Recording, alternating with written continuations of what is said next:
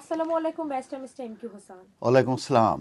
স্টুডেন্টরা course complete না করলে স্কিল ওয়ার্কারে সুইচ করতে পারবে না। সম্প্রতি এ ব্যাপারে কোর্ট অফ আপিল রিজেক্ট করেছে একটি স্টুডেন্টের একটি প্রচেষ্টাকে। সে মূলত চেষ্টা করেছিল সুইচ ইনটু স্কিল ওয়ার্কার রুটে।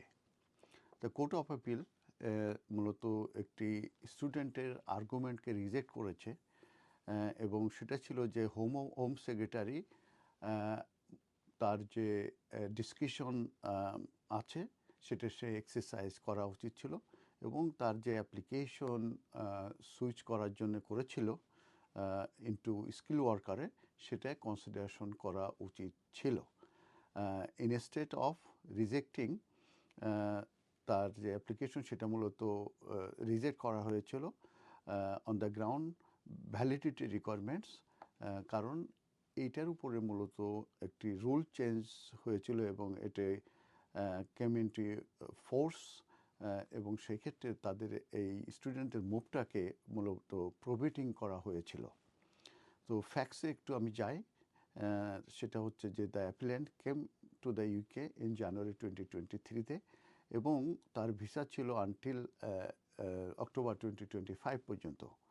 তার সে একটা সার্টিফিকেট অফ স্পন্সর তার নামে ইস্যু করা হয় 16th of June 2023-তে একটি এমপ্লয়ারের কাছ থেকে, এবং প্রপোজ করা হয় যে তাকে এমপ্লয় করা হবে অ্যাজ এ কেয়ার ওয়ার্কার হিসাবে, এবং সে অ্যাপ্লাই করে 20th of July 2023-তে to switch to the skill worker রুটে।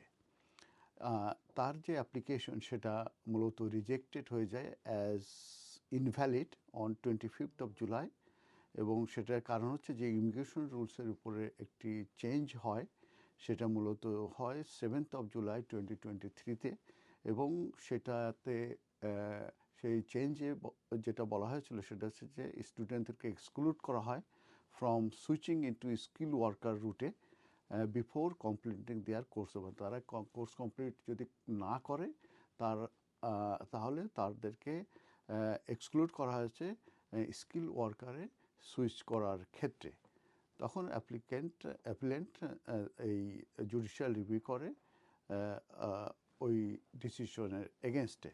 তবে অ্যাপ্লিক্যান্ট কিন্তু ফ্যাক্টকে স্বীকার করে যে রিকোয়ারমেন্ট যেটা আছে ইমিগ্রেশনের সেটা সে মূলত মিট করতে পারে না, কিন্তু সে আর্গু করে স্টুডেন্ট যে হোম সেক্রেটারি তার লিগালি ইনফোর্সেবল ডিউটি ছিল কনসিডার করার যে তার যে ইনভ্যালিডিটি ইস্যু এটা মূলত ওয়েভ করা, এবং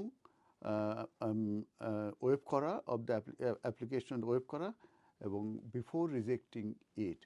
তার মানে তাকে যে ইনভ্যালিড অ্যাজ ইনভ্যালিড হিসাবে যে রিজেকশন করা হয়েছে, মূলত এটা ওয়েভ করতে পারতো ইনভ্যালিডিটি এই রিজেকশনের আগে। তো অ্যাপ্লিক্যান্ট মূলত রিলাই করছিল SW 1.6 যে ইমিগ্রেশন রুল যে চেঞ্জ হয়েছে 17th of July 2023-তে। SW 1.6-এ সেখানে বলা হয়েছে যে যে কোনো অ্যাপ্লিকেশন যদি ভ্যালিডিটি রিকোয়ারমেন্ট যদি স্যাটিসফাই করতে না পারে কোনো স্কিল ওয়ার্কারের অ্যাপ্লিকেশনে, সেই ক্ষেত্রে may be rejected as invalid and not consider. তো এই মে শব্দটাকেই মূলত চ্যালেঞ্জ করা হয়েছিল, যে এই মে শব্দ বলতে এটাই বোঝাচ্ছে যে home office must make a decision প্রথমেই তাদের যে তার কোনো ডিসক্রিশন সে এক্সারসাইজ করবে কি করবে না